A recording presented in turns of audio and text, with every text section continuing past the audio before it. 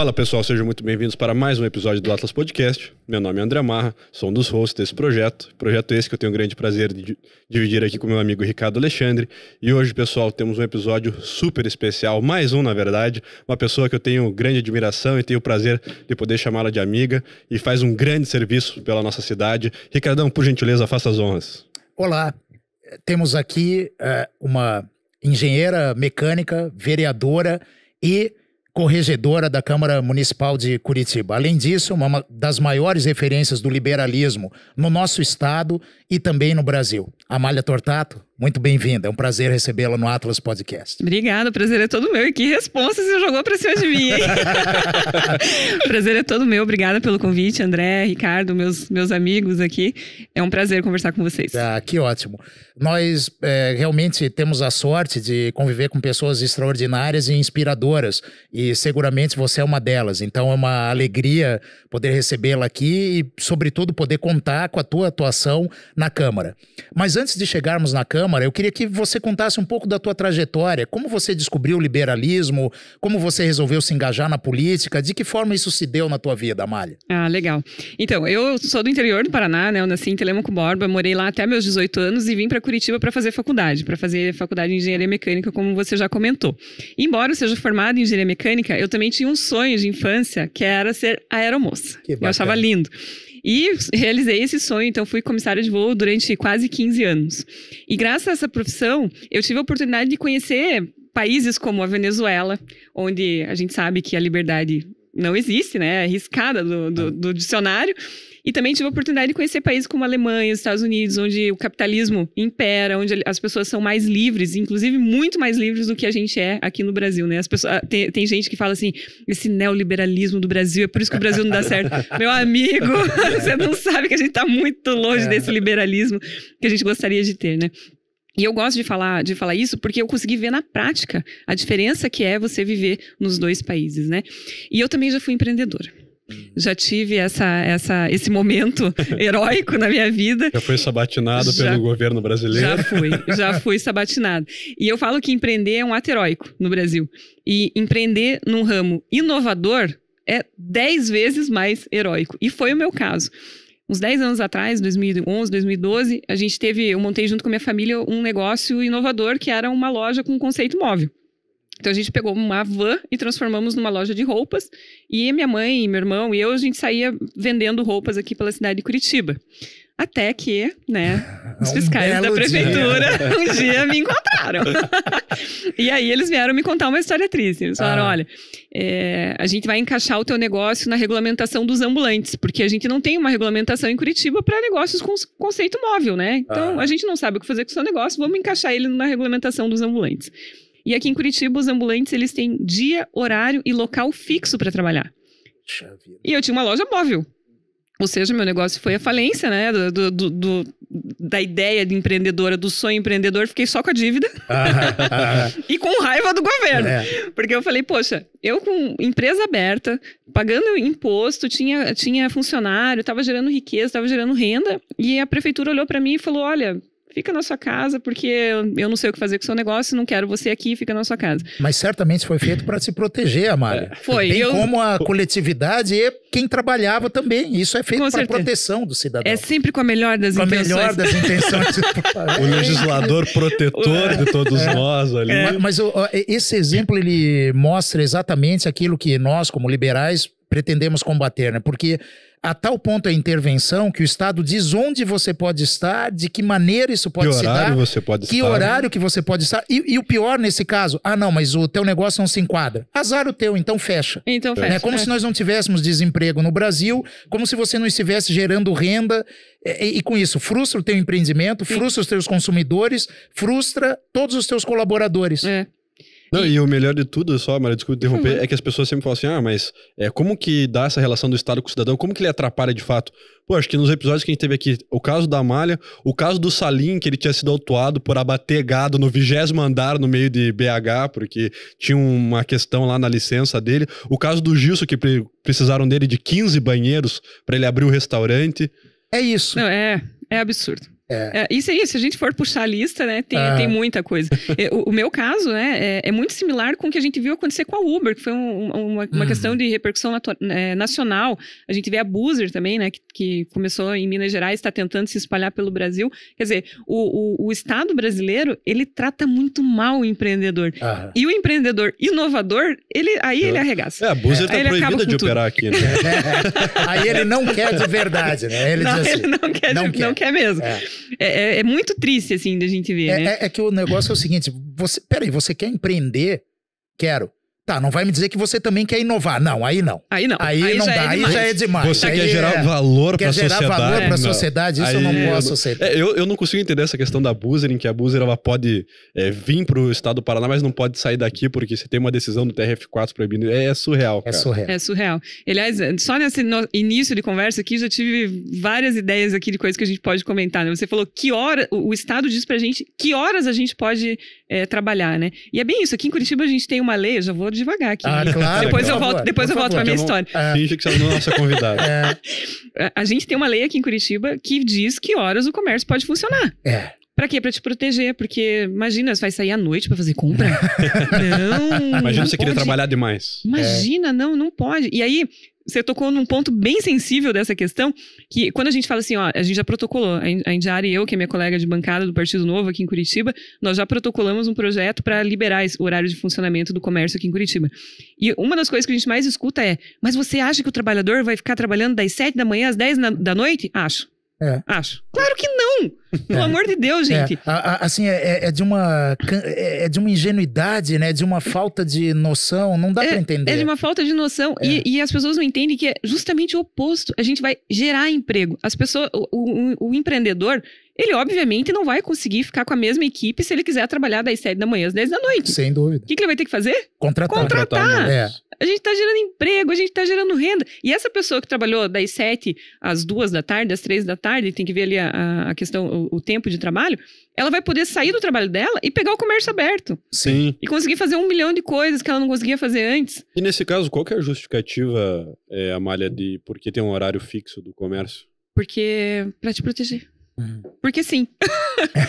Essa lei é de 1990 e eu acho que é aquelas coisas assim que vai ficando e ninguém quer mexer. E aí quando tenta mexer, a lei traz algumas exceções. Então assim, todo mundo tem que trabalhar das 9 às 19, menos o shopping, menos o supermercado, menos a padaria, menos a confeitaria. E eles têm algumas exceções ali. Então acaba até criando uma reserva de mercado e isso...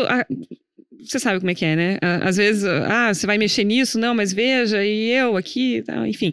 Então eu acho que é aquela coisa que ninguém pensou em colocar a mão antes. E aí eu já falo isso desde a campanha, né? Que é uma coisa que eu não consigo entender por que o Estado tem que me dizer que horas eu posso fazer compra, que horas a loja pode abrir, né? Pelo lado do comércio e pelo lado do consumidor.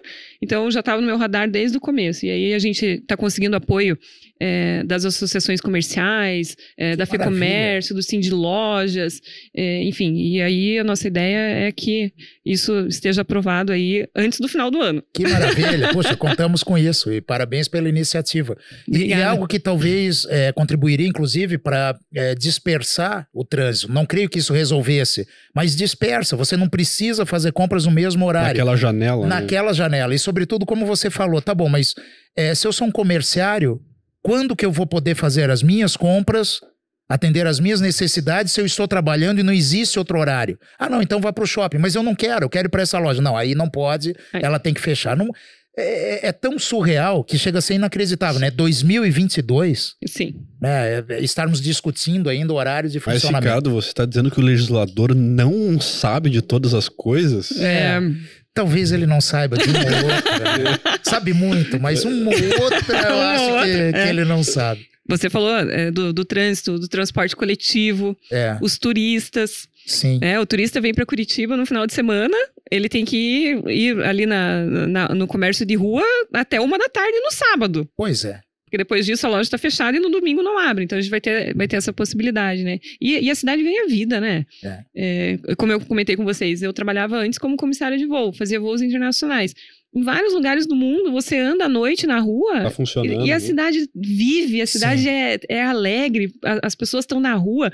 Isso gera, o comércio está aberto, vem restaurante, vem bar, vem mais um monte de coisa em volta para atender esse pessoal que está na rua fazendo compras, né? Então, não faz nenhum sentido a gente ainda ter esse atraso na cidade. Então, estamos aí com mais essa. Que bom. Poxa, e fico feliz em perceber que a tal ponto é uma regulamentação retrógrada que conta com o apoio maciço dos lojistas e dos interessados, dos consumidores, por certo. Então, é um exemplo de lei péssima que só pela inércia foi se perpetuando no tempo.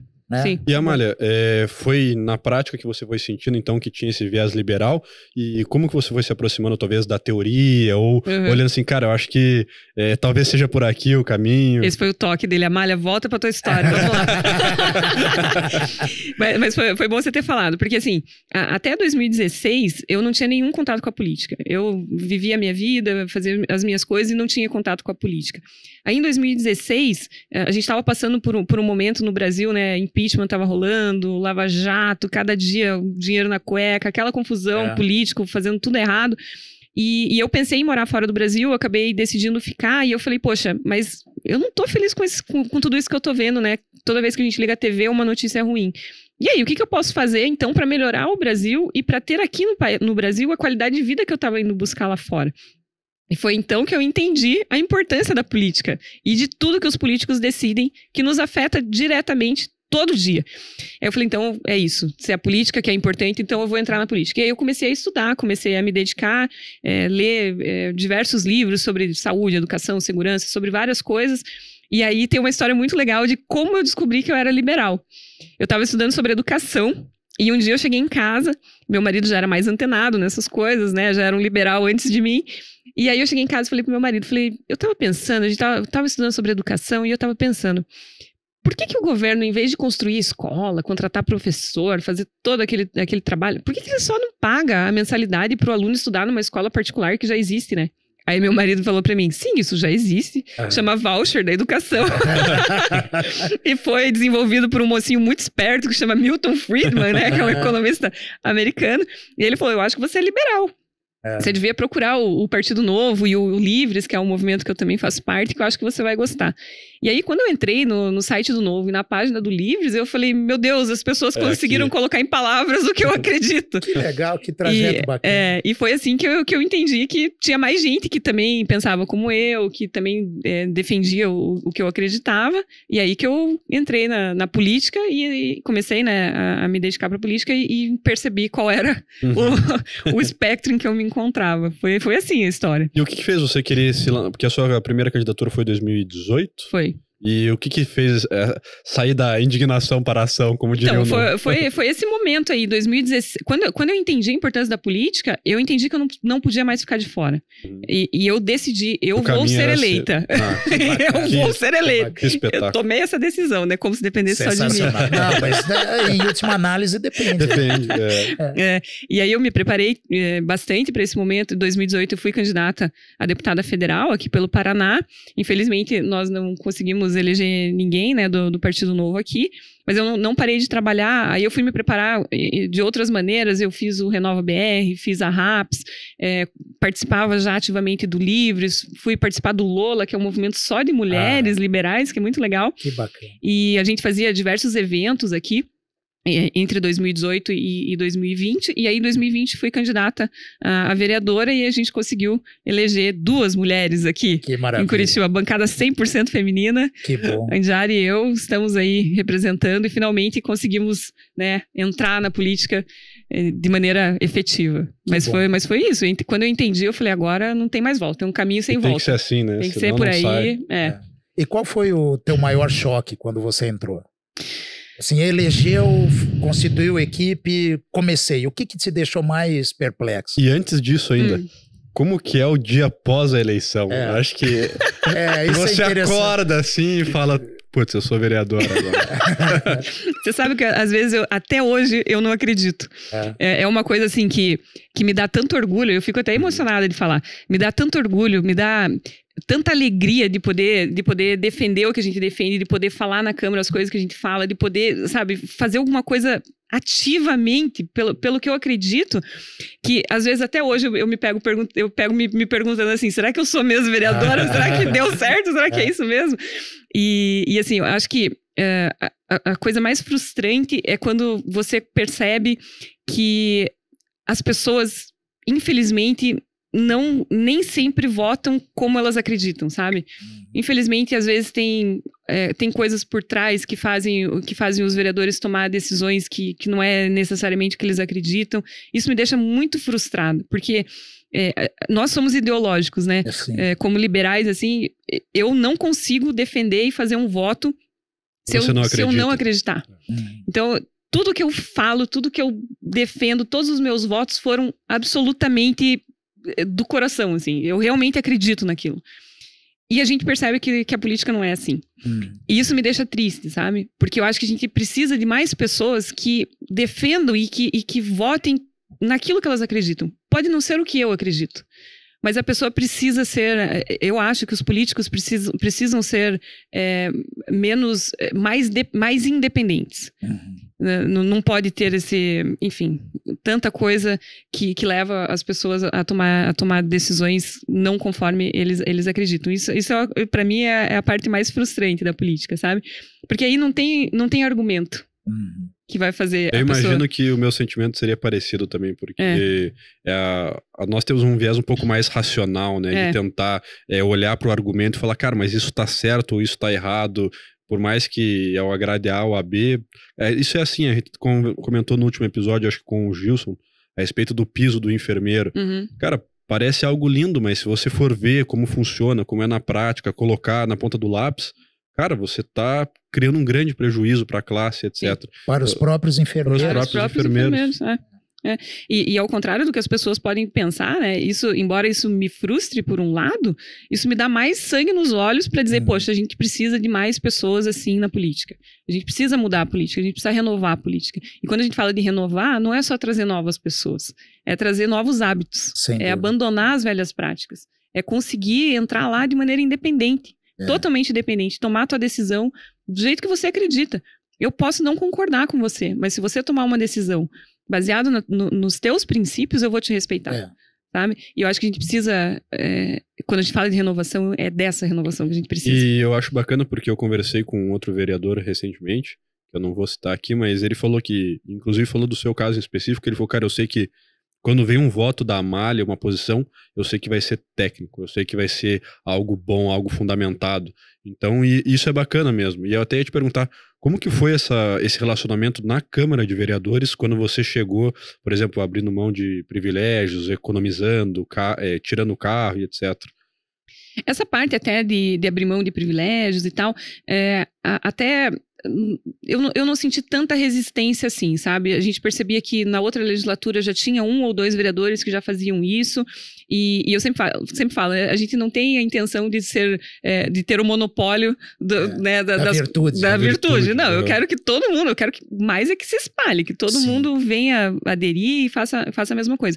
E aí, nessa legislatura, a gente já conseguiu a adesão, eu acho que já entregamos mais de 20 carros. E é importante dizer assim, cada vereador tem direito a um carro, então são 38 carros. Os vereadores que compõem a mesa, são mais 7, eles têm direito a um carro adicional. Aí já são 45 carros. E eu, como corregedora, né, como vocês podem perceber, desse lado eu sou corregedora, desse eu sou vereadora. Eu tenho direito a 2 carros também. Você vai metade num carro e metade no outro. Um pra usar como corregedora e outro pra usar como vereadora. E, obviamente, eu abri mão dos 2, né? Então, e assim vai se somando. E já teve uma redução de 40% no contrato dos carros, o que é muito bom. Que maravilha. Então a gente percebe que, por esse lado, eu acho que os vereadores já estão percebendo que não faz muito sentido a gente fazer a Dona Maria, que ganha um salário mínimo, pagar um carro para o vereador que tem um salário muito bom, né? O carro e o combustível. Então, por esse lado, eu senti que a resistência não foi grande. Agora, onde eu apanhei foi no meu primeiro discurso, o primeiro e o segundo discurso que nós nos posicionamos, eu me posicionei contra homenagens, contra nome de rua, contra datas comemorativas, meu amigo. Aí eu toquei na ferida. Mas também você bateu em 80% do trabalho dos vereadores. Aí eu apanhei. E aí você percebe ali como rola meio que um corporativismo, já vem um pra te bater, já vem o outro, uma coisa meio orgânica. Quando você vê, você tá apanhando e ainda tá tentando entender por quê. Mas eu não me arrependo. Até hoje eu me posiciono assim, continuo achando que é errado, que não é essa a função da Câmara Municipal, ficar entregando homenagem, ficar fazendo prêmio. E, gente, fala pra mim, pra que precisa de uma lei pra criar uma data comemorativa? Pois é. Pelo amor de Deus. E se você estivesse numa empresa, você não gastaria o tempo do seu funcionário pra ele ficar pensando em datas e ruas e etc. Você gostaria que ele produzisse. Pois é. No nosso caso, até eu gostaria que os vereadores produzissem menos, na verdade. Menos, e estivessem revogando mais. Eu até vou fazer uma defesa aqui dos vereadores com relação ao nome de rua. O nome de rua é a única coisa que eu consigo entender. Mas acho que poderia mudar. Não acho que é o modelo ideal. Mas o único jeito da gente dar nome para uma rua é através de uma lei. Então, eu até entendo quando o cara propõe o nome de rua, porque é o único jeito de dar uma denominação para um logradouro público. Até entendo. Acho que poderia ser de outra forma? Acho. Claro. Acho que poderia ser poderia ser delegado para algum órgão da prefeitura, sei lá, para o urbanismo, para o IPUC. Eles que façam ali, usem alguma maneira de escolher o nome da rua e façam isso. Não precisava ter uma lei, ter todo um processo legislativo. Então é o único que eu consigo entender. Concordo, não. Exato. Mas ao menos tem uma razão, vamos dizer, legal por trás disso. Sim. Embora nós não concordemos com ela. Agora, homenagens, isso é uma coisa tão infantil, né? Que é realmente incrível que ainda aconteça, né? Então é mais ou menos assim, não. Um vereador propõe o dia do skatista. Aí o temos. Tem, inclusive? Temos, em Curitiba, temos. Fala outros aí que eu vou te dizendo. Aí quer dizer, se você disser, não, mas não cabe a nós fazermos o dia do skatista. A malha é contra os skatistas curitibanos. Exatamente. É incrível, né? Como é que pode? Já deixa então que eu quero um dia dos hosts de podcast. Tem que ser criado o dia dos hosts do podcast. O dia dos podcasts. Eu vou te falar que tá tramitando o dia do influenciador digital. Vocês se sentem contemplados? Não, eu quero mais específico. E tem que ser também o dia do pessoal do backstage, para que o nosso Mauro, que está aqui operando atrás das câmeras, seja contemplado. Boa. Incrível, né? Eu sei que existe até um cálculo que se fez, ou uma estimativa, no mínimo, de que um percentual significativo do trabalho da Câmara acaba sendo justamente isso, homenagens e nomeação de logradouros públicos, em total detrimento da fiscalização da prefeitura, que deveria ser o norte de atuação. E você sabe que agora eu vou concordar com o Marra, né? Quando ele falou, eu queria que eles produzissem menos. Nós, como liberais, a gente vive num eterno dilema no legislativo, né? Porque por um lado a gente quer que produza menos, e por outro lado a gente fica pensando assim, é melhor votar nome de rua em homenagem Deixa lá pra do que não ficar aquelas ideias muita coisa criativas que eles têm. Super criativas. Então quem sabe a gente mantenha isso só pra... bem isso. Enquanto ele pensa no nome de rua, ele não está com a caixinha de maldades aberta, né? Tirando outras coisas de lá. Tirando ideias geniais que a gente tem. Nós tivemos a oportunidade de ouvi-la no IFL Curitiba. Aliás, você que está nos ouvindo, participe do IFL Curitiba. Você que está nos ouvindo, participe do IFL Curitiba. É um trabalho muito legal que esses meninos fazem, com todo respeito, que esses meninos fazem, formando lideranças, pessoas liberais, líderes que vão mudar a tua vida no futuro. Então, por favor, participe do IFL. É isso aí. Escutem a vereadora. Escutem a vereadora. O legislador sabe de tudo. Sabe de tudo. Nesse caso, o legislador tem total razão. Depois eu passo minha conta para o Pix. Mas nós tivemos o prazer de recebê-lo no IFL e lá você contou um episódio bastante interessante sobre a quantidade de plaquinhas que se exige do comércio em Curitiba, né? E queria que você comentasse um pouco sobre isso, porque é um exemplo bem significativo do quanto o Estado pode atrapalhar. E é um exemplo bem significativo do quanto a gente, às vezes, não consegue fazer o ideal, mas consegue o possível, né? A gente tem uma pequena vitória e uma pequena derrota nesse caso. Então, é bem legal de contar. Nós tínhamos uma lei tramitando aqui em Curitiba que obrigava mais um empreendedor a colocar mais uma plaquinha dizendo mais alguma coisa. E foi lá, então na hora de discutir o projeto, praticamente só a Indiara e eu falando contra e falando, poxa, a gente não precisa de mais uma plaquinha, a gente já tem tanta lei, tem tanta placa. O empreendedor, ele já está sujeito a tantas regulamentações, é impossível o cara saber e tal, não sei o quê. Não conseguimos fazer o nosso discurso ter repercussão e as pessoas, não, mas veja, é aquilo que você comentou antes, ela está contra o motivo da plaquinha. Não é isso, né?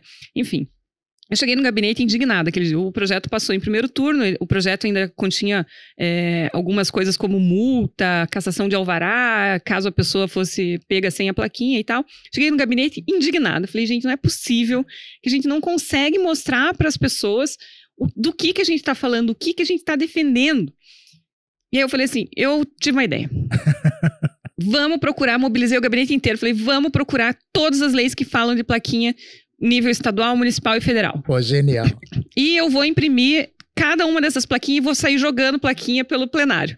E aí nós temos lá no gabinete o Hernani, que está aqui nos acompanhando, que é o cara sensato do gabinete. Ele chega ele chega para mim e fala, Amália, vamos conversar. Eu, meu Deus, o que eu fiz? A ideia é boa, mas eu acho que você sair jogando plaquinha pelo plenário vai ficar ruim. Vai ser dramático, vai ser midiático, vai. Mas eu acho que vai pegar meio mal, porque vai parecer desrespeitoso e tal. Vamos pensar numa outra alternativa. Falei, tá bom, qual que é a tua ideia? E aí o Hernani, ele tem na casa dele uma plotter, que é essas impressoras grandes, né? Ele falou, vou fazer o seguinte, eu vou imprimir na plotter um rolo com as plaquinhas. E aí a gente fez uma plaquinha padrão, né, com todas do mesmo tamanho e tal, pegamos as leis que nós encontramos, e eu quero deixar registrado para você que está nos acompanhando, que eu tenho certeza que não encontramos todas as leis que falam de plaquinha. Porque a gente tinha mais o que fazer ainda também. Muitas, Ainda tem muitas. Mas o que a gente conseguiu encontrar ali em 2 horas de pesquisa, nós selecionamos, fizemos essa plaquinha padrão, passamos todas essas leis, né, para essa plaquinha padrão, e o Hernani imprimiu na casa dele e nós trouxemos no outro dia.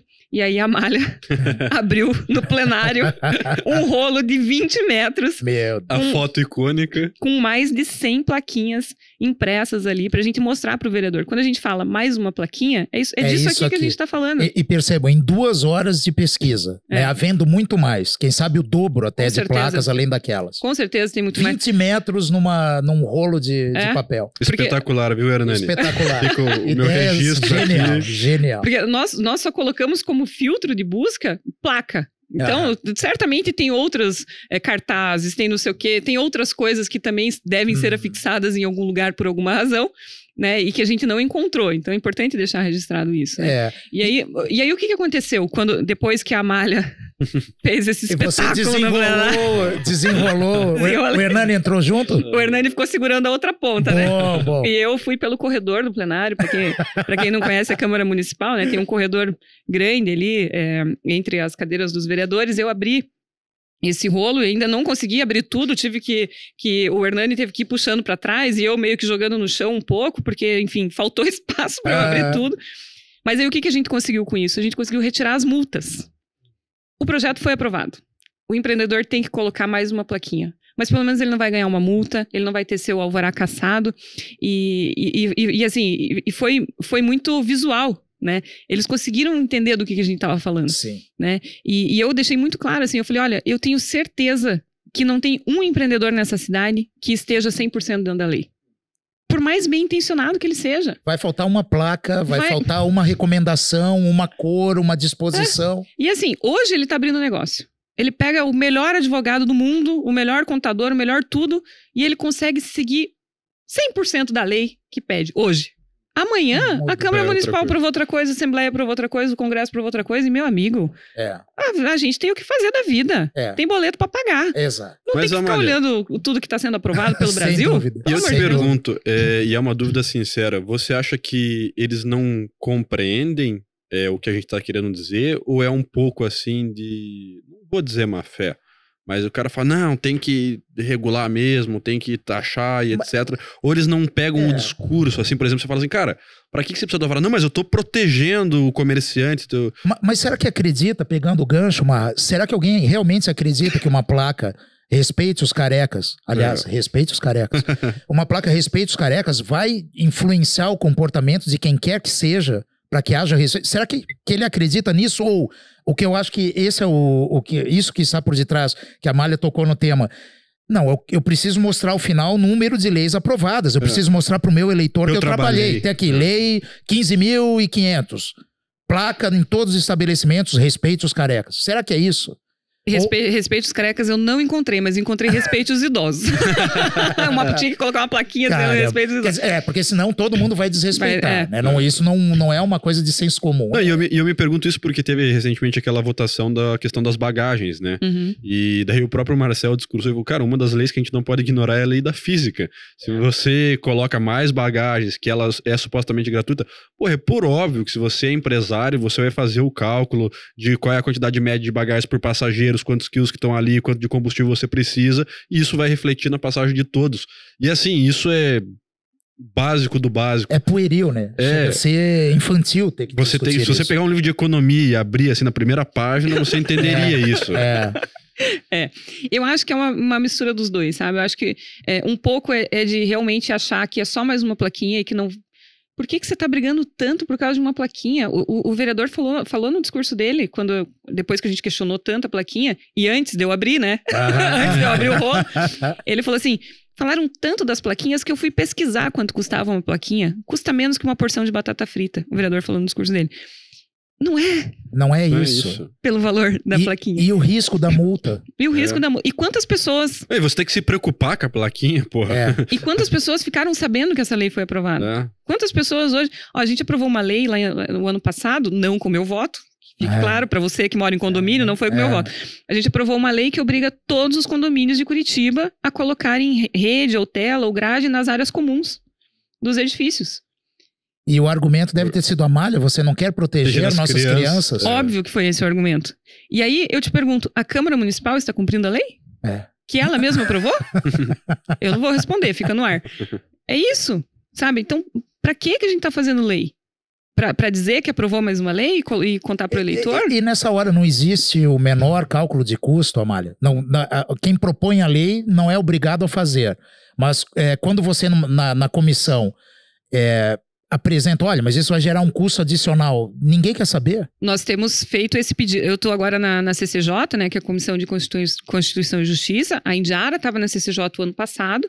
E tanto ela, ano passado, quanto eu, a gente pega no pé sobre isso. A gente pede para ter uma análise do impacto orçamentário, financeiro, mas nem sempre a gente consegue. Quando é destinado para o poder público, é uma obrigação para o poder público, às vezes a gente consegue. Quando é para o particular... Por que precisa? Não sou eu que vou pagar. Pois é. Vai dizer azar dos condomínios. E aí perceba a insensibilidade, né? Numa pandemia, a exigência de que os condomínios sejam, podemos dizer assim, sobretaxados com mais essa despesa. Porque isso, no fundo, é um imposto. No fundo, isso é uma imposição de custo para privados que certamente devem ter as preocupações necessárias com a segurança dos condôminos. Mas alguém... uma concepção paternalista que nós combatemos, pretende que seja diferente, né? Isso acarreta custos, isso acarreta problemas e, sobretudo, dá para o fiscal da prefeitura o poder de ir, inclusive na Câmara dos Vereadores, e autuar por conta do descumprimento da lei que foi aprovada. Vou me lascar agora. Eu não falei que não estava, eu perguntei. Foi uma pergunta. Foi uma mera pergunta. Foi uma mera pergunta. E eu vou além. Você comentou sobre os custos, eu vou além. Rola um quê de superioridade, né? Porque assim, o vereador supõe que você, com o seu condomínio, com a sua assembleia de condomínio, são incapazes de perceber os perigos a que as suas crianças estão expostas. Então, eu vou te falar que essa parte da superioridade me incomoda mais do que o custo. Obviamente que o custo me incomoda, mas essa questão de achar que eu sei melhor o que é pra você, né? O que é melhor pra você do que você mesmo. Pra mim, o argumento do piso da enfermagem lá é o burocrata em Brasília, desse tamanho, sabe o que acontece desde o Rio Grande do Sul até o Acre. Exato. E por conta disso, ele estabelece um piso uniforme que não terá como ser acatado na imensíssima maioria dos municípios brasileiros, e com isso os enfermeiros perderão empregos e serão substituídos por técnicos em enfermagem. Qualquer um percebe isso, mas conversando aqui com outros convidados, eles dizem assim, mas nós liberais tendemos a analisar isso dessa maneira, vendo, tá, mas e depois? O que vai acontecer com essa aprovação? Ao passo que boa parte dos legisladores pensa só e tão somente naquele efeito imediato. Não, aumentei o piso. Tá, disso você quer deduzir que todos seguirão o piso, quando não vai acontecer.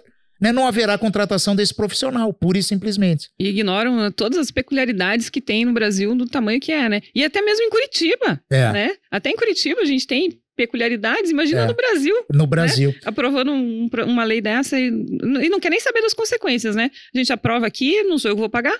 Estados e municípios que... E é o problema da gente não ter uma federalização de fato, né? Você tem uma concentração de poderes e de competências na União muito forte, o que prejudica essa questão local. E aí se impõe uma regra para todo o Brasil sem perceber o quanto ele é heterogêneo, o quanto ele tem particularidades. Mas eu acho que esse tema das redes de proteção, né, no condomínio, ele é bastante representativo de tudo que nós falamos, né? Porque ignora-se a competência da Assembleia, o interesse das pessoas em protegerem as crianças e pura e simplesmente se impõe mais um custo sem nenhum cálculo. Assim, dane-se, você vai ter que pôr, porque se você não puser, vai o fiscal e vai te autuar. Quando se você perguntar para todos os síndicos em Curitiba, eu duvido que tenha 0,1% que saiba da existência dessa lei. Não é possível saber que ela existe. Já começa por aí. Exatamente. E mais uma vez, né? Ignora as peculiaridades. Como é que faz no terraço? Sim. É uma área comum. É uma área aberta. Vai ter que pôr uma rede também. Cobrir tudo? Como é que faz? É impressionante.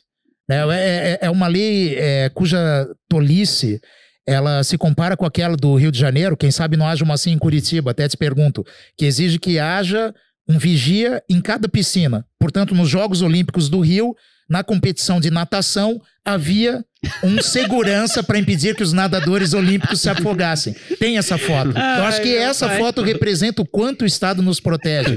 Se não fosse o Estado, quem protegeria os nadadores olímpicos? Isso fala mais do Brasil do que futebol e samba. Exato, exatamente. Isso é, como se diz na internet, um suco de Brasil, né? Suco de Brasil. Eu fico imaginando o Michael Phelps perguntando pro Tex, o que é esse cara aí? Cara, se você tiver com problema dentro da água, ele vai te salvar. Ele vai te salvar, vai olhar e dizer assim, que bom, eu vou... Que bom. Agora mais rapidamente agora. Talvez por isso ele tenha quebrado tantos recordes. Exato. Havia quem o protegesse e disse, agora eu vou nadar.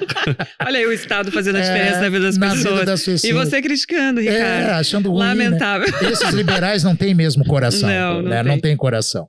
E teve também naquela nossa conversa no IFL um projeto sobre o qual você falou que exigia um determinado equipamento para lar de idosos. Sim. Lá também você teve uma atuação sensacional que conseguiu deixar as coisas em bom termo, né? Sim, como é que foi isso? Esse projeto era um projeto que visava obrigar todos os lares de idosos a disponibilizar uma terapia que chama oxigenoterapia. E essa é uma terapia que não são todos os idosos que precisam. E na tramitação do projeto foi solicitado informações para a prefeitura e tal. E a prefeitura falou, olha, são poucos idosos que precisam e nós conseguimos atender através da nossa rede municipal de saúde. A gente consegue atender os idosos que precisam. Bom, independente disso, obviamente eu seria contra, né? Mas, claro, sabendo que os idosos estavam ali, de certa forma, sendo atendidos, você fica até mais confortável para fazer essa defesa. E aí o que aconteceu? Nós fomos discutir o projeto e eu fiz uma analogia na época que eu prefiro não repetir. Na verdade, foi uma analogia para explicar o funcionamento do mercado. O mercado funciona assim. Quando você impõe um custo, esse custo é repassado para o consumidor. Claro. Né? Então, se a pessoa ali conseguir oferecer um serviço mais simples, mais barato, quando você impôs um custo para ela, ela vai ter que subir o preço para te oferecer o mesmo serviço. Então, você não está dando nada de graça. Você não está dando esse tratamento também de graça para os idosos. E aí, o que acontece? Como não são muitos que precisam, a gente está fazendo todo mundo pagar mais caro. E aí, na tentativa de proteger o idoso, porque agora ele vai ter acesso a uma oxigenoterapia, na verdade a gente está desprotegendo o idoso, porque menos idosos vão conseguir ter acesso às casas, aos lares de idosos, porque vai ficar mais caro. Sim. Isso é óbvio, né? E aí eu fiz lá uma defesa, fiz um discurso, para quem quiser... Procura no YouTube. Já fica, né? Já fica a dica. Oxigenoterapia. E aí, nesse caso, a gente conseguiu derrubar o projeto. Os vereadores entenderam, né, com a minha explicação, com a minha defesa, eles conseguiram entender o que a gente estava falando, eles concordaram, eles acharam que fazia sentido, e aí a gente conseguiu derrubar o projeto.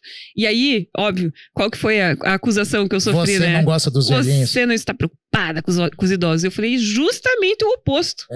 Porque você falou uma coisa, né? Que nós liberais, a gente se preocupa com o outro dia, né? E depois. E por isso que eu gosto muito do livro do Bachar, que é O que se vê, o que não se vê. Ele faz um exercício de você pensar em cada um dos contos, né? Que ele descreve ali no livro dele. Ele faz você pensar na página 2, no dia seguinte. E depois, lindo. E eu falei isso nesse discurso da oxigenoterapia. A gente vai ter uma manchete linda. Todos os idosos de Curitiba agora têm acesso à oxigenoterapia. Na prática, eles estão fugindo. Mas ninguém vai ter coragem de falar que a gente diminuiu o acesso do idoso. E quantos lares que poderiam vir a ser fechados se não conseguissem disponibilizar esse equipamento? Exato. É isso que não se vê. Isso não sai na manchete também. E as pessoas não falam. Então a gente precisa pensar no dia seguinte. A gente precisa pensar na página 2. E eu acho que isso é um exercício que nós liberais fazemos, né, sem querer parecer arrogante, mas eu acho que esse é um exercício que a gente faz muito bem. Sim. A gente sempre pensa no depois. E quem vai pagar essa conta? E como isso vai ficar? Quais são as consequências, né? Sim. E, Maria, daí eu fico me perguntando também, e lanço o questionamento, que é talvez qual seria a saída? Porque o que eu vejo hoje, também depois de tantos episódios, do pessoal que convive na mídia, liberal, congresso, etc., a gente vê o seguinte, que por parte do governo você tem um corporativismo, e o pessoal que é fisiológico, onde os poderes inclusive se retroalimentam e etc. E por parte da mídia, às vezes você também tem uma predileção por certos temas, ela quer o clique, ela quer a audiência, então por vezes, nós sabemos, tem veículos que são corretos, etc, ok, mas uma boa parte não está preocupado com propagar, ou seja, a verdade ou algo que de fato vai informar ou que possa ilustrar para o cidadão. E me parece que a gente caminha para um contexto mais delicado, porque se você tem as pessoas que comandam a sociedade com os incentivos errados, se você tem o veículo de mídia com os incentivos errados, daí nós temos todos os outros problemas, seja de cancelamento, seja de abuso de autoridade, etc. Para onde você acha que a gente vai caminhar? E 2, qual seria a alternativa como liberal para a gente conseguir tentar corrigir isso a tempo? E não que a gente seja, óbvio, tenha toda a verdade, todo o conhecimento, mas nesse sentido de racionalização das coisas. É muito boa a tua pergunta. E assim, eu quero começar dizendo que é muito mais fácil você defender que a gente vai ter oxigenoterapia para todos os velhinhos. O que nós defendemos é muito mais difícil de ser defendido. E é muito mais difícil de você mostrar para as pessoas, né? E é por isso que eu vejo, assim, com muito bons olhos, inclusive parabenizo vocês por essa iniciativa do Atlas Podcast, porque eu acho que isso é importantíssimo. A gente precisa começar a falar sobre isso em mais lugares. Se a gente não consegue falar sobre isso na grande mídia, vamos buscar alternativas, né? Vamos colocar o nosso discurso, vamos fazer as pessoas começarem a nos conhecer melhor. E assim, numa conversa como nós estamos tendo aqui. Talvez alguém que está nos assistindo pare e pense, poxa, eu nunca tinha pensado por esse lado. E aí vai buscar o que a gente defende, o que é esse tal desse liberalismo que a gente defende, né? E eu acho que é muito importante a gente conseguir simplificar o nosso discurso. Então, por isso que eu gosto muito de usar analogias, né? Porque eu acho que isso faz com que as pessoas... agora eu entendi o que ela tá falando, né? Ontem a gente até teve um encontro com o pessoal do Novo e eu fiz uma analogia onde eu falei que o Estado, quando a gente nasce, Ricardo, o Estado ele te dá uma bicicleta. Mas ele te dá uma bicicleta sem pedal e sem guidão, né? E aí ele coloca um monte de obstáculo no teu caminho para você ir com essa bicicleta. E aí como que você para em cima dessa bicicleta? O próprio Estado vem atrás de você, te segurando e dizendo, tá vendo? Se eu não estivesse aqui, você não conseguiria ficar em cima dessa bicicleta. Não, mas o que eu quero é meu pedal aqui e meu guidão. O pedal e o guidão que o resto eu faço. E eu, inclusive, consigo até tirar esses obstáculos do caminho. Então, acho que a gente precisa começar a mostrar para as pessoas que o interesse do governo é manter você embaixo da asa dele. Porque é mais fácil de te controlar, porque é mais fácil de te levar para onde ele quer, porque é mais fácil de te multar, de te dizer o que você tem que fazer ou não. E a gente não precisa disso. As pessoas precisam ser livres e precisam entender que essa liberdade, o que é essa liberdade que a gente defende? E o quanto isso é bom, o quanto isso vai trazer prosperidade. Eu falei no começo da nossa conversa, a diferença entre a Venezuela e os Estados Unidos e a Alemanha. E é isso.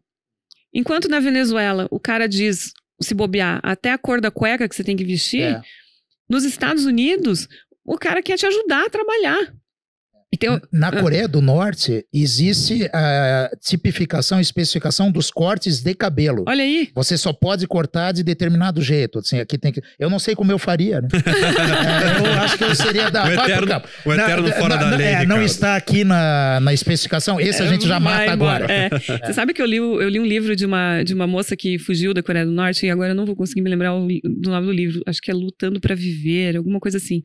De uma moça que conseguiu fugir da Coreia do Norte. E ela falou uma coisa que me deixou assim chocada, que eu nunca tinha pensado. Ela falou assim, quando eu saí da Coreia do Norte, que eu precisei escolher o que eu tinha que comer, que eu me dei conta que eu não sabia pensar.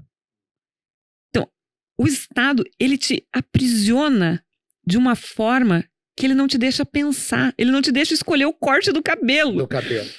Como que isso pode ser bom para alguém, né? E o que a gente quer? A gente quer que as pessoas, pelo amor de Deus, sejam livres, façam suas escolhas.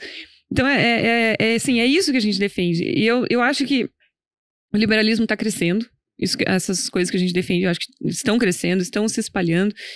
E a gente precisa de mais pessoas como vocês aí que consigam espalhar essas ideias, que consigam entrar em outros canais, que consigam atrair mais pessoas. Isso é importantíssimo. Então, parabéns pelo trabalho do IFL que vocês fazem aí, e parabéns pelo Atlas Podcast também. Aos que vocês também a gente vai ocupando espaço. Vamos ocupando espaço. Eu vou fazer um merchan do meu canal também. Por favor.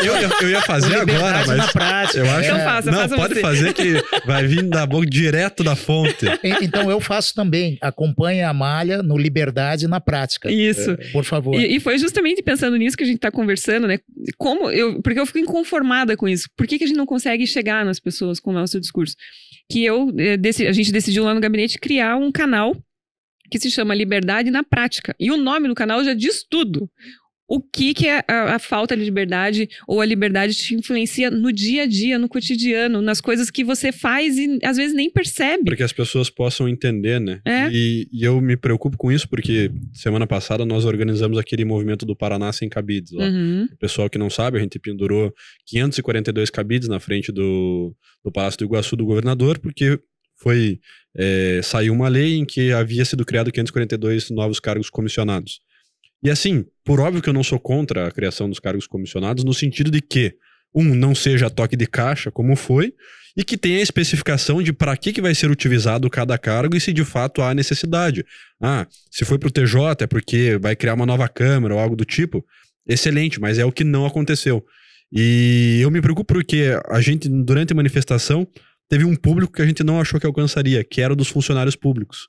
Em que eles passavam e, o que tá acontecendo tal?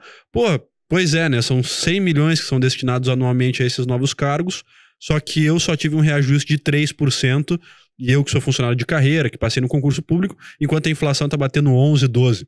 Então, eu me pergunto, que mundo que esses caras estão vivendo? E daí é óbvio que você vê que existe um corporativismo, porque você vai ver pra onde que foram os cargos. Pro TJ, pro MP e pra Alep.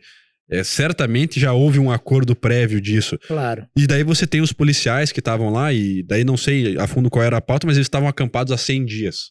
Por questões de reajuste, de previdência, etc. Aí você fala, cara, alguma coisa não está certo. Alguma coisa de errado não está certo. É bem isso. E, aliás, o movimento de vocês foi excelente, chamou bastante atenção, né? Deu uma repercussão muito boa. Inclusive, temos um abaixo-assinado ainda, pessoal, paranasemcabides.com.br. Coloque seu contato lá. É isso aí, a gente precisa de mais atitudes assim, sabe? E eu acho que essas coisas acontecem porque a gente não está olhando. A população não está olhando, porque está matando um leão por dia para viver. Sim. Então, quando algumas pessoas enxergam isso e jogam isso na mídia, é muito bom. E o teu episódio mais recente do Liberdade na Prática, esse eu ainda não vi, é sobre FGTS. É sobre o FGTS. E você falou o quanto ele é bom para o trabalhador brasileiro? Falei o quanto ele é bom, o quanto ele protege o trabalhador brasileiro e o quanto ele diz para o trabalhador brasileiro o que ele tem que fazer com uma parte do salário dele. Sim. Mas que, obviamente, ele tem acesso, está rendendo bastante, só porque que não. Porque, no fundo, vejam só, é tudo que eu quero. Eu vou ganhar um dinheiro e eu quero que um burocrata diga isso aqui eu vou tirar de você, porque é meu. Eu vou tirar e um dia eu digo no que você pode usar. O que é melhor que isso? Eu não preciso nem pensar. Não precisa. Mas veja, Ricardo, esse dinheiro está rendendo. Fica tranquilo. Fica tranquilo. Fica tranquilo que ele está rendendo. E pro pessoal ficar mais curioso, qual que é a nova thumb do vídeo, Amália? Eu falei e agora esqueci. FGTS, por que odiá-lo? Por que odiá-lo? Eu falei antes e agora esqueci. Por que odiá-lo? Eu vou trocar o nome do vídeo. FGTS, por que odiá-lo? A gente precisa de nomes que sejam sensacionalistas. E que tragam realmente exprimam exatamente o que é essa ideia. Né? Ele tem que ser odiado. Ele tem que ser odiado. Não basta só combatê-lo. E eu falo no meu vídeo, vou falar só um pedacinho pro pessoal ficar curioso. Você não fica feliz quando você recebe seu 13º? A gente pode falar sobre isso em outro momento. Mas você não fica feliz? Pô, o FGTS podia ser seu 14º. Porque é equivalente a um salário por ano. Claro. Mas não, fica tranquilo que o governo sabe o que tá fazendo. O governo sabe o que tá fazendo. O governo tá discutir sobre o 13º também. Podemos discutir. É por isso que eu falei, a gente pode falar sobre isso num outro momento. Rende um outro vídeo. Rende um outro vídeo. Mas você não fica feliz? Podia ser o 14º. Enfim. E teve também uma atuação sua espetacular na questão do retorno às aulas em Curitiba. Como é que foi? Esse foi, eu digo que foi minha primeira grande vitória na Câmara Municipal e também minha primeira grande decepção, né? Nós estávamos há um ano quase com as escolas fechadas, né? Eu assumi o mandato em janeiro de 2021, as escolas fecharam em março, mais ou menos, de 2020. Então, quase um ano de escolas fechadas, o mundo inteiro já tinha aberto as escolas, o mundo inteiro já tinha entendido que as crianças não eram o grande fator da pandemia, né? As crianças estavam sendo menos atingidas, quando pegavam a Covid, tinham recuperação rápida, versões mais leves da doença, enfim. Então, não havia nenhum motivo para a gente manter as crianças longe da escola, né? E aí, o primeiro projeto de lei que a gente aprovou na Câmara Municipal foi o projeto que tornou a educação uma atividade essencial, para que a gente pudesse reabrir as escolas, né? Bom, então agora, educação é uma atividade essencial, 15 dias de mandato, a gente já estava com essa lei aprovada, e eu falei, agora as escolas vão abrir, tá lá no rol de atividades essenciais, só que não, né? Aí você se dá conta que a lei às vezes não funciona. Não funciona. O prefeito simplesmente ignorou a lei que ele mesmo sancionou, né? Ele sancionou a nossa lei, mas ele não vai abrir as escolas. E a gente ficou nessa briga durante de janeiro, fevereiro até agosto, que foi quando as escolas começaram a reabrir em Curitiba. E praticamente toda semana a gente ia para a tribuna para falar que era um absurdo a gente manter as nossas crianças fora da escola e uma legislação que não estava sendo cumprida. E eu chegava no gabinete também muito frustrada, que eu falava assim, gente, o que mais a gente pode fazer? Tudo que eu podia fazer como legisladora eu já fiz. Fiz uma lei para a gente conseguir abrir as escolas, né? E o poder público está ignorando. O que mais que a gente pode fazer? Quais são os passos que a gente pode dar? E aí a gente percebe que tem uma limitação, né, de atuação, né? Nem sempre a gente consegue fazer tudo o que gostaria. E, enfim, ficamos nessa briga aí até agosto, defendendo. Eu fiz até um movimento que chamou Todos Presentes, em parceria com o pessoal das escolas abertas, que estava brigando também bastante com as mães, né? E enfim, conseguimos abrir só em agosto. E eu acho legal falar, Ricardo, que tem muita gente que defende as mulheres, né? Eu sou defensora das mulheres. Daí chegou na hora de votar o projeto para a gente poder reabrir as escolas, votaram contra. E não percebem que, para uma mãe que trabalha, eu tenho uma filha de 2 anos e meio, eu não conseguiria trabalhar se eu não tivesse um lugar seguro para deixar meu filho. Minha filha, no caso. E não é porque eu tô buscando, como eu fui acusada, né? Você quer um depósito para deixar tua filha. Não, meu querido. Eu quero um lugar seguro, um lugar onde minha filha vai ter todo o desenvolvimento que ela precisa. Eu quero um lugar para que eu possa ficar tranquila e sair para trabalhar. O curioso é que eles te dão essa resposta e eles são tão cínicos que eles ainda se consideram os bondosos, né? Os virtuosos. Quer dizer, peraí, meu amigo, e o prejuízo causado a essas mães e a essas crianças? Exato. Quer dizer, que loucura é essa? Que negócio absurdo. Que negócio absurdo. E a participação feminina no mercado de trabalho durante a pandemia retrocedeu 30 anos. A gente voltou para os patamares de 1990, a participação feminina no mercado de trabalho. Um dos motivos é pelo fechamento das escolas. Parabéns por essa omissão, Prefeitura de Curitiba. As mulheres de Curitiba agradecem e também as crianças que ficaram sem formação, né? Tudo isso, no entanto, só terá reflexos no que diz respeito às crianças daqui a muito tempo. Então, talvez por isso que se haja de uma maneira tão irresponsável. Na verdade, a gente já está colhendo os frutos, né? Saiu um estudo recente do Todos pela Educação, que o número de crianças entre 6 e 7 anos que não sabem ler e escrever aumentou vertiginosamente. 40% das nossas crianças não sabem ler e escrever. Da socialização das crianças também, né? Causa um problema no desenvolvimento e etc. Tem diversos fatores, né? A questão emocional, muitas crianças ficaram obesas, muitas crianças com depressão, enfim, diversos fatores, né? Que são relacionados ao desenvolvimento. E especialmente ali na primeira infância, que é de 0 a 5, 0 a 6, é uma janela de desenvolvimento que depois que ela se fecha, não volta mais.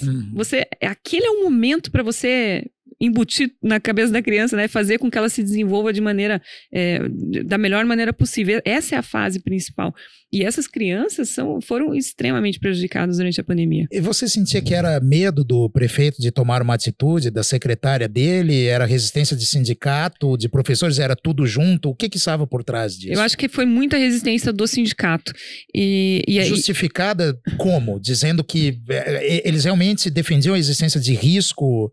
Sim. Para as crianças? Para as crianças e também para eles mesmos, né? E qual que era o nosso argumento? As crianças estão protegidas, de certa forma, né? Porque a gente já sabe que a pandemia, para nossa sorte, não pegou as crianças da mesma maneira que pegou o público adulto, especialmente as pessoas que tinham comorbidade.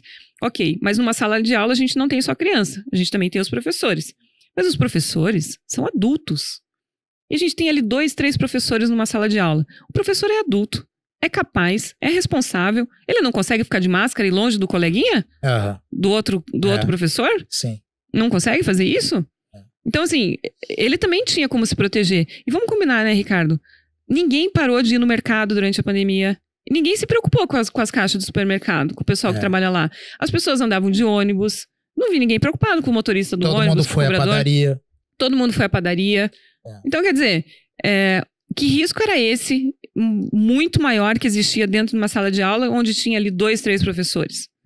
Então, para mim, não se justifica. É injustificável. E ao mesmo tempo vimos, é claro que isso não pode ser generalizado, mas aconteceu e tem que ser dito, vários professores que defendiam o fique em casa aproveitaram para viajar, para curtir a vida. Houve, até em outro estado, a organização de uma excursão dos mesmos professores que estavam defendendo que todos tinham que ficar em casa. Eles não queriam receber sem trabalhar. Fundamentalmente isso. Eis a hipocrisia, né? Nós tivemos casos de vereadores que votaram contra e estavam na praia. Eu não vou expor nomes aqui, mas eu tenho imagens. Como é que pode? Parabéns a esses vereadores, né, pelo compromisso e pela coerência. Que ótimo. E aí, assim, começou uma briga que só vai poder abrir quando tiver vacina. Num momento em que não existia vacina. Ou que a vacina estava começando a surgir. E aí, até um dia eu falei assim, olha, no ritmo que nós estamos, que o Brasil está vacinando as pessoas, a gente vai abrir as escolas daqui a 20 anos. Sim. Para a gente conseguir vacinar todo mundo. E depois a vacinação começou a acelerar e tudo mais, mas aí assim, só depois que tomar a primeira dose. Aí depois só que tomar a segunda dose. E assim vai indo. E se percebe realmente a influência de sindicatos, da concepção dos sindicatos por trás disso, porque, por exemplo, em Santa Catarina virou meme. Com essa onda de frio, eu recebi um meme assim, Universidade Federal de Santa Catarina, por conta da onda de frio, fechará suas portas até que volte o calor. Então, é motivo de piada, vira meme, que o cara diz, não é possível. O Homero esteve aqui e disse assim, olha, os professores universitários das universidades estaduais, foram os primeiros a receber vacina, ficaram em casa esse tempo todo e ainda assim não queriam voltar, agora há pouco, alegando problemas de segurança e a saúde. Quer dizer, mas meu Deus, em que mundo esse pessoal vive? Né? Que negócio é esse? Que concepção terrível é As essa? universidades voltaram, o quê? 2, 3 meses. E voltaram no último dia possível, né? E a Maria, te perguntar, e como que é a relação com o Poder Executivo aqui? Tanto a sua relação, quanto a relação do Legislativo, você que tem as pautas mais racionais, etc. Como é que funciona? A gente mantém uma posição de independência, né, com relação ao Poder Legislativo. Então, assim, teve pautas que eu já defendi, inclusive, mais do que a base, né, como reforma da Previdência, por exemplo. Aí eles têm medo. É uma pauta nossa, a gente vai, bate e defende, enfim, com bastante segurança. E já teve pautas que eu não concordo, e votei contra, e fiz discurso contra, e bati, sem medo de qualquer retaliação com relação a isso, né? Mas, de certa forma, a gente tem uma relação harmoniosa da minha parte com o poder público. Com o executivo, né? A gente tem uma relação harmoniosa. Sempre que possível, a gente conversa, troca ideia, dá sugestão. Eu acho isso muito legal, assim, antes de sair propondo alguma coisa, ir na secretaria e tentar entender o que eles já estão fazendo, né? Então, durante o ano passado, eu visitei praticamente todas as secretarias para ir sentar. Me conta qual que é o trabalho de vocês, o que vocês propõem. E principalmente aquelas que eu tenho interesse de propor alguma coisa, né? Justamente para entender. Porque às vezes a gente chega com uma ideia super, né? Eu quero fazer tal coisa. E quando você vai ver, a prefeitura já está pensando nisso. Então, por que não construir juntos, né? E inclusive, foi dessa forma que a gente conseguiu aprovar recentemente um projeto meu, uma emenda na lei dos diretores que instituiu aqui em Curitiba agora a capacitação dos diretores da rede municipal e também a avaliação de desempenho dos diretores da rede municipal. Se o cara não for aprovado no curso de capacitação e se ele não for aprovado na avaliação de desempenho, ele não pode se reeleger.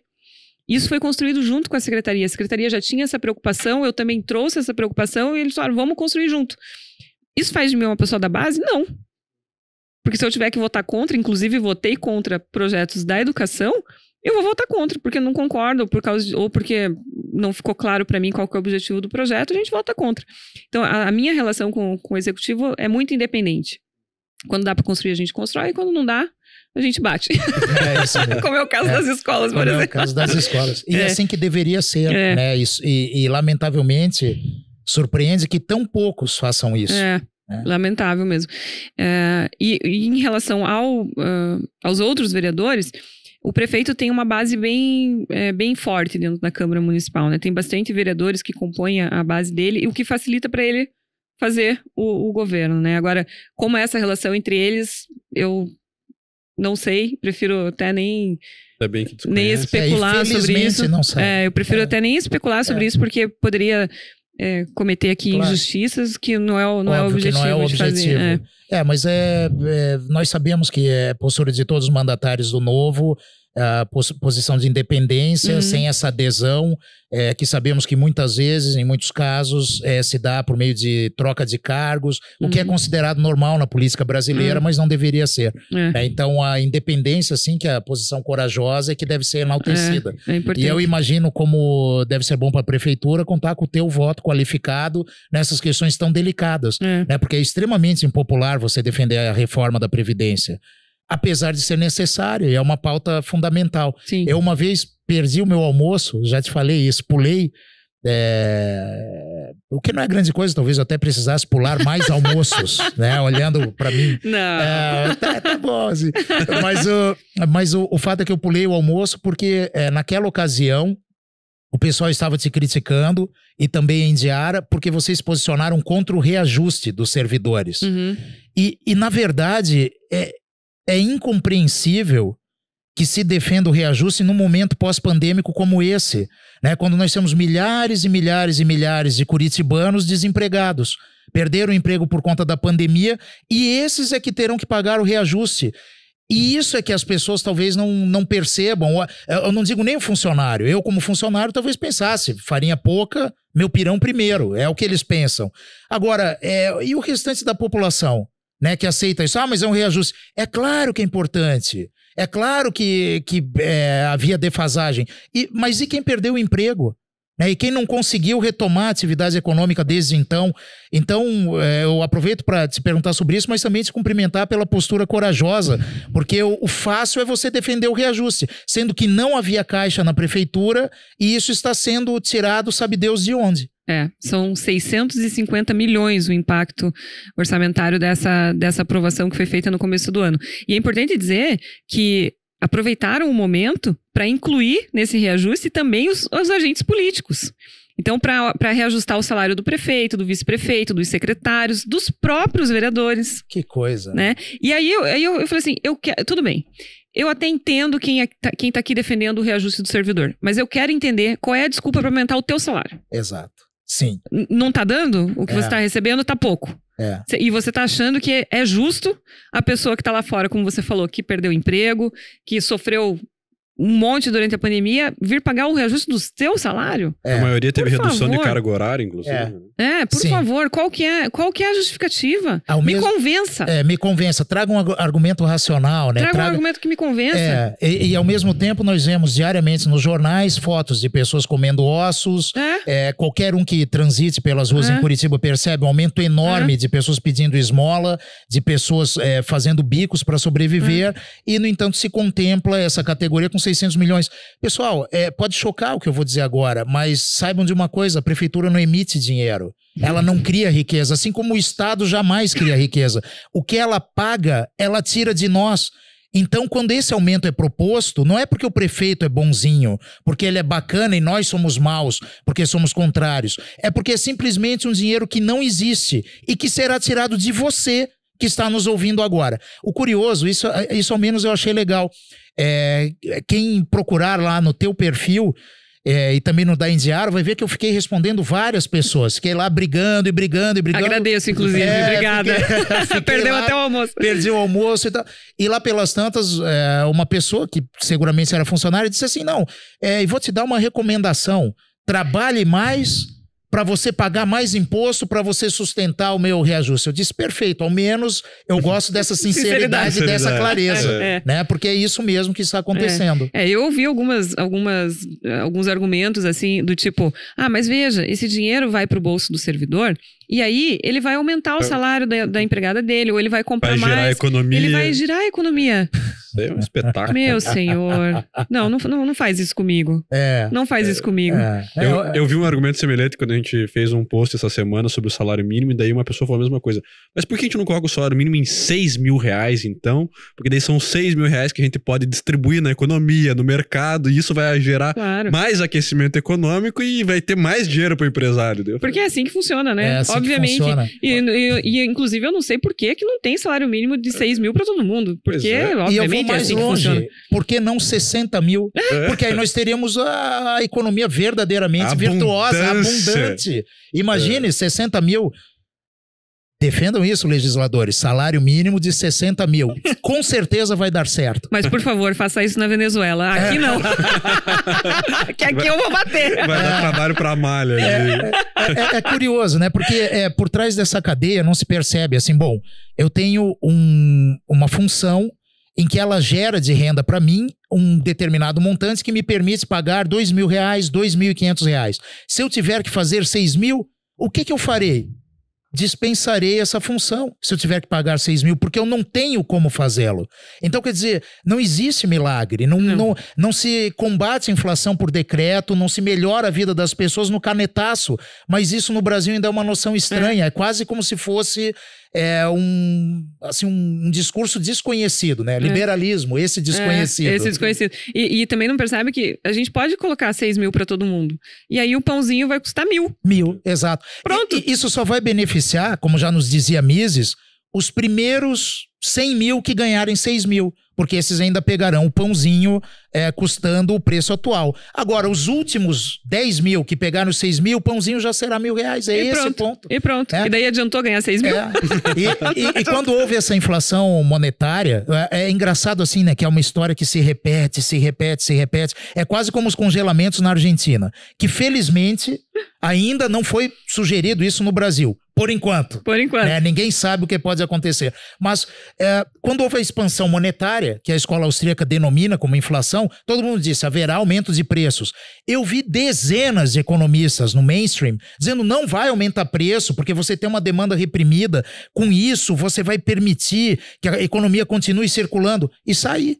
Né? Não só no Brasil. No Reino Unido, é a maior inflação dos últimos 40 anos. Os Estados Unidos, eu tava vendo que o preço do galão de gasolina lá é o maior preço, acho que dos últimos 50, 60 anos. Califórnia, acho que tá batendo tipo 5, 6 dólares o litro. Sim. Outro dia eu vi uma charge na Spectator que eu pensei, isso é tão Brasil, né? E aí tem a piada de que realmente o Brasil é o país do futuro. Porque todos estão ficando igualmente ruins como é o Brasil. O Brasil já era assim. Ele tá na vanguarda. Ele está na vanguarda. Porque todos estão piorando. Nós que não conseguimos entender o que essa frase queria dizer. A frase queria dizer isso desde sempre. A charge era assim, o sujeito na frente da bomba de gasolina dizendo... vem o dono do posto e diz assim, escute, saiu na Spectator, quanto que você vai abastecer? Não, eu não vim para abastecer, eu vim só para olhar. É igual quando você olha uma peça bonita de roupa, vim admirar a gasolina. Porque isso em países que tinham conseguido combater a inflação, assim como nós. Né? Então não existe remédio, não existe milagre que é sintetizado com aquela frase do Friesman, não existe almoço grátis. Exato. E o pessoal tá ainda achando que existe. E cometendo os mesmos erros. Os mesmos erros. Se ao menos fossem erros novos. Errem diferentemente, né? Porque os antigos já vimos, não vai funcionar. Você comentou um ponto que me chamou a atenção, que não é uma percepção brasileira, mas é talvez aqui nossa, de Curitiba, de que o liberalismo está aumentando. O Hélio Beltrão crescendo. O Hélio, quando veio aqui, disse assim, olha, nós tivemos um pico lá por 15, 16, 17 e depois caímos bastante. Quando a minha impressão e a do Marra foi que nós continuamos crescendo. Então ele disse, olha, acho que vocês estão num vale de Gaut aqui, né? Porque só em Curitiba acontece. A escola curitibana. E eu sinto isso mesmo. É cada vez maior o número de pessoas que começa a perceber a importância do discurso, a validade do discurso, e que nós não defendemos isso por sermos maus, ou que me irrita muito mais porque eu quero defender o empresário. Não é nada disso. Né? Não é nada disso. Você sente esse crescimento mesmo? Eu sinto. E sabe o que eu acho? Eu acho que as pessoas são liberais e não sabem. Aliás, eu ia colocar esse nome no meu canal. Você é liberal e não sabe. É um nome excelente. É um nome muito bom. Acabei optando por liberdade na prática. Mas eu acho que as pessoas são liberais e não sabem. Se você começa a conversar com as pessoas e conta alguns casos, assim, explica alguma coisa. Eu vou contar um caso aqui que o hoster do outro podcast que eu participei falou e eu falei, gente, eu adorei essa história. Ele contou o caso de um brasileiro que estava em Nova York vendendo pão de queijo. E aí, de repente, bateu fiscalização lá. Imagina, o cara em Nova York chega fiscalização, né? Ele viveu lá o que eu vivi aqui. E aí o cara, enfim, foi ali no carro da polícia, vamos dizer assim, estava sendo levado. E aí o policial falou para ele, olha, quem denunciou você não foram os americanos, porque isso não é coisa de americano. Foram os teus próprios conterrâneos. Foram outros brasileiros que te denunciaram. Só que é o seguinte, a gente não vai te prender. A gente tá te levando agora na prefeitura, você vai tirar a sua licença e volta lá vender seu pão de queijo. Olha só. Aí, você conta essa história pra alguém, a pessoa fala, mas é isso. Eu acho que é isso que tinha que ser feito. As pessoas tinham que ser livres pra vender o que quiserem, enfim, pra fazerem conseguirem trabalhar, fazerem os seus negócios. Aí a pessoa, você começa a perceber que mesmo quem não sabe que é liberal, concorda com o que você tá falando. Sim. Então, acho que trazer esses exemplos do dia a dia e provocar a pessoa. O que você acha sobre isso? Lá em Nova York o cara fez isso. Você acha que tinha que ser feito isso aqui no Brasil?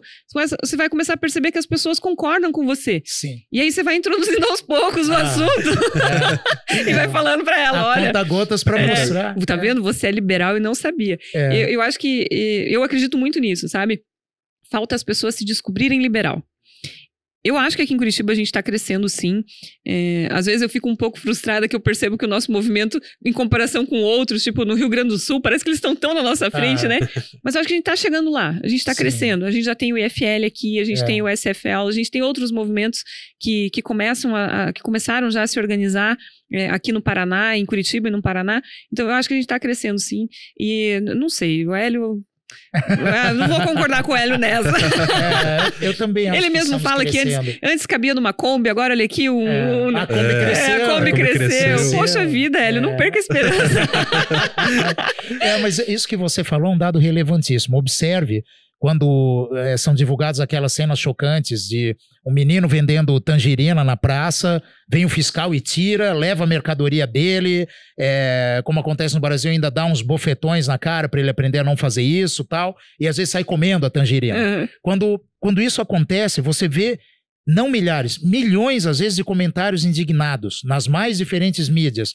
E isso é a essência do liberalismo. É você dizer, o agente estatal não poderia fazer isso com esse garoto. Exato. Que está ali fazendo alguma coisa para sobreviver. E o curioso é o seguinte, se no lugar de vender tangerinas, ele fosse roubar tangerinas, que é o furto famélico, aí todo mundo dizendo, não, mas ele roubou porque ele estava com fome. Tá, roubar você até aceita, mas ele trabalhar, não, aí não pode. Aí não pode. Viola a regulamentação. É o teu caso, né, com o qual nós começamos a conversa.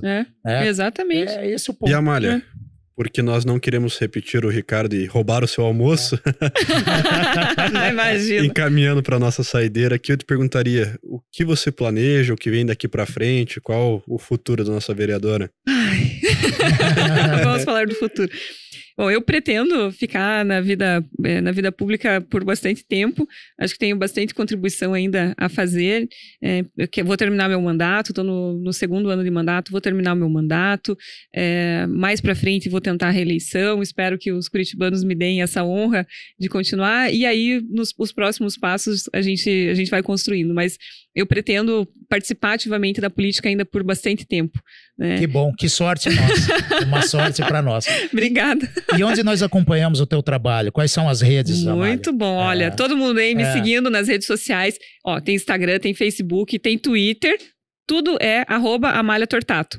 Tem TikTok, que eu não faço dancinha, eu só faço dancinha pra dizer que eu não faço dancinha. Daí eu tem acho que conteúdo bom. Aí eu acho que tá liberado. Conteúdo bom é um TikTok super divertido, super leve. Que legal. Que a gente procura ali trazer sempre coisas relacionadas à política, mas de uma maneira super leve. E também tem o canal do YouTube agora, Liberdade na Prática. Virei youtuber. Liberdade na Prática, que a gente comenta sobre os temas aí do cotidiano e o que isso tem a ver com a liberdade, essa liberdade que a gente defende. O que é isso que nós tanto falamos? É isso que a gente Poxa, defende? que bom então que vai ter o dia do influencer em Curitiba, porque assim nós seremos contemplados. Isso. Todos nós. Viva! Que projeto Mas bacana. eu vou votar contra. Que ótimo, Amália. Foi um prazer enorme te receber. Conte sempre com a Atlas Podcast, conte sempre comigo, Ricardo, com o André. Estamos juntos aí nessa caminhada. Obrigada, eu que agradeço, parabenizo mais uma vez pelo trabalho de vocês.